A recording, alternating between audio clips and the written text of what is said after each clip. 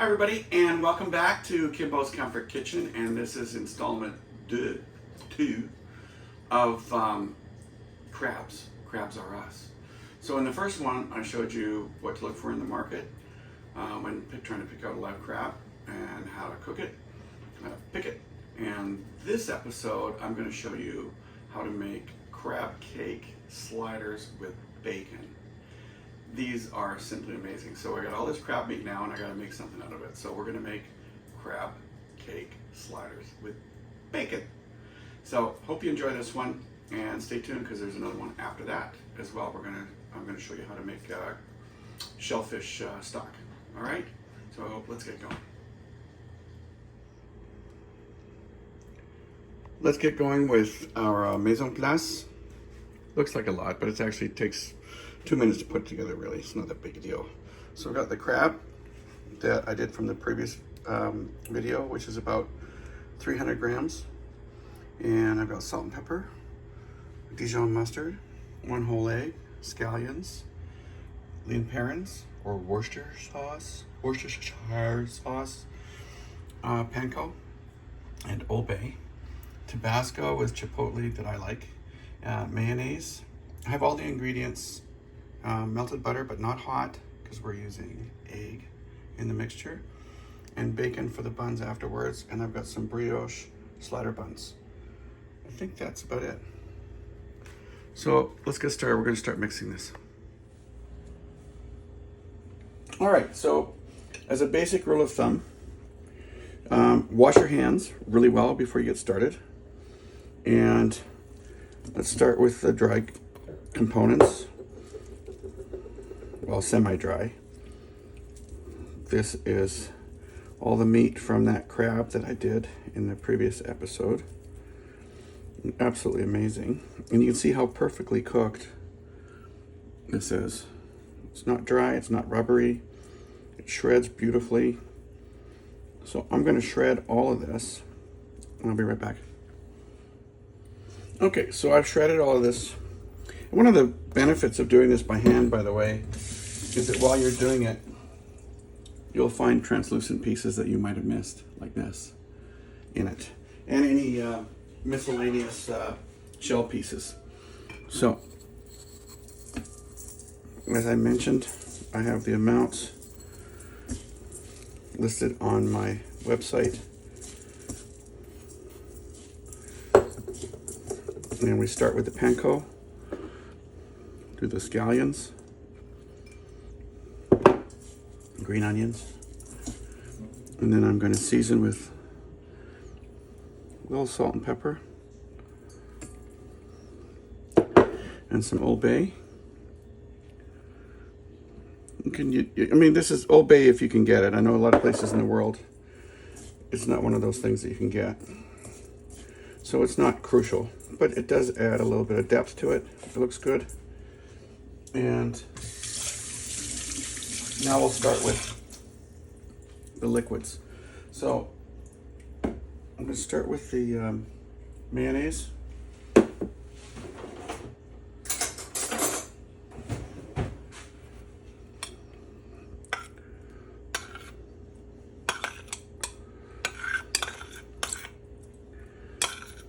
And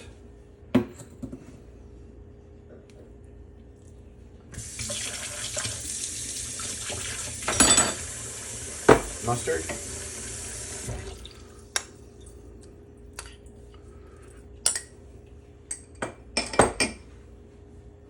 And then we've already got the salt and pepper mayo. And this is melted butter. It's not hot.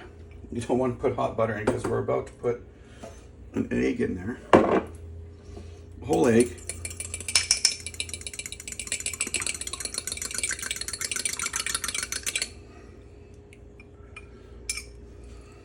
And that'll help it set. And now some of the finer points. A little bit of Worcester. And I'm putting a little bit of Tabasco in as well. And that, my friends, is the whole concoction. So we're going to mix this around, and I'm going to take a look at the consistency before I add any more panko.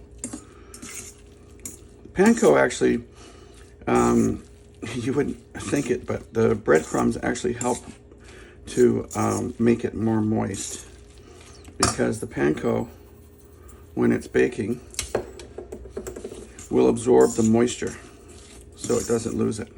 And this is the texture I'm looking for. So the amount that I had to begin with is just about right. Well, it's actually excellent. Okay. So don't overwork it too much. This is good. And now I'm going to form these into patties, and we'll go from there. So whenever I am portioning up stuff, I like to use my scale. They're not very expensive, and they're great to have. So I want these to be about 70 grams for the sliders. And that's 70 grams. And then I'm going to flatten it out and put it on a plate. And I'm just going to do this all the way through.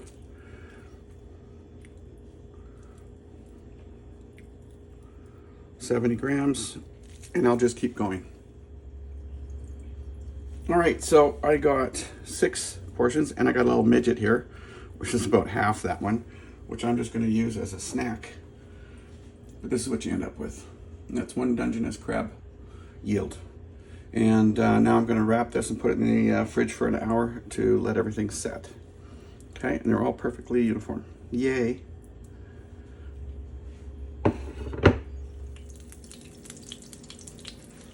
So given that it's been an hour now, but given that this is all cooked, what I'm really looking for is to crisp all of this up. And I've got this sitting. You can hear the oil sizzling. It's got avocado oil, leftover bacon. You don't have to, of course, if you're not into bacon, but I am. And with a little bit of butter. So I'm going to crisp these up. That's really what we're looking for, because as I said, it's all cooked. So once these are all crisped up, I've warmed the oven to just under 200 degrees. Well, 210 actually, sorry, just over 200. And I'm going to let these crisp up, and when they crisp up, I'm going to slide them in the oven, and then I'm going to do the buns, which is really the crucial part to making the whole slider. If you don't fry the buns, it's not the same. Projects we take on. It's not just... Okay, it's been a couple minutes, and let's take a look. Yeah, that's not bad. Some nice browning here. Obviously, I have some uneven spots in my frying pan. So what I'm going to do is I'm going to move the frying pan. That's hot. All right, do that. A couple more minutes like that. And then we will pop these into the oven. Okay, so it's a couple minutes later, and I'm now going to pop these into the oven just to keep them warm while I am frying the buns, which, as I mentioned earlier, we want to see the other side. There you go. And so these are going in. And I put them in on a rack, wire rack with foil underneath so it's easy to clean.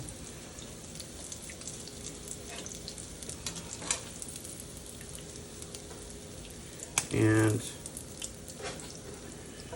as soon as I take this out, I'm going to drain a lot of this out and save it, because I like using this for other recipes. And then we're going to fry the buns. All right, so I drained out the rest, which I'm holding in reserve in case I need it to fry the rest of them, because right now I'm only going to do 3. But I'm telling you, this is really what makes it special. You could just use regular buns if you want. These are brioche buns, which I'm going to fry very quickly. And as soon as I do, we're going to build the slider. So let's build these puppies. So here we go. And I need a knife. I'm going to use a Chipotle hot sauce. I'm not using very much because I don't want it to drown out the flavor, the delicate flavor of the crab, but I do want a little bit just to sort of enhance that. And then I'm going to take a patty and I'm going to put some bacon underneath like that. And then I'm using some fresh lemon on top and some fresh cracked pepper like that, and just a tad. Now you can use other mayos if you want. You can use regular mayo. You can make a relish or like a remoulade. Those all work very well. But that is essentially your Dungeness crab slider. I'm going to put this on a plate and you can take a look at it. So there you go. There's half of it right there. And I got to tell you, I can hardly wait to get my mouth into this. Very tasty. So like I said, you don't have to use the Chipotle mayo. You can make your own. You can do a remoulade. You could do any number of variations with pickles. You could put pickles on them. They're really good too. Anyway, I hope you enjoy this. Super fun, super easy. And next I'm going to take all the shells that I had from the crab and I'm going to make a crab stock. And from the crab stock, I'm going to make bisque, crab bisque. So stay tuned. If you like this, please like, ring the bell as they say and all that crap. And please subscribe if you haven't already. All right, take care guys. Talk to you soon.